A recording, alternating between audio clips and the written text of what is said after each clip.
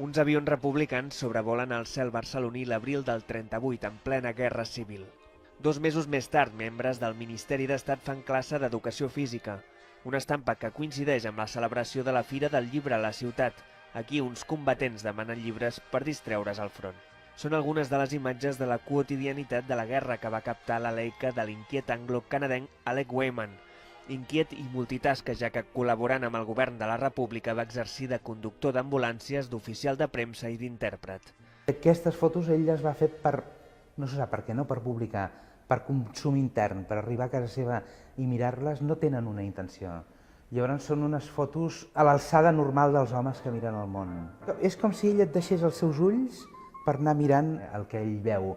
Poc s'imaginava que la seva mirada quedaria recollida en aquest llibre, Life Souls, un descobriment de l'editorial Coma Negra a la Fira del Llibre de Guadalajara, Mèxic. El fill de Wallman l'havia autoeditat i l'editorial barcelonina va decidir portar-lo a Catalunya sota el seu segell.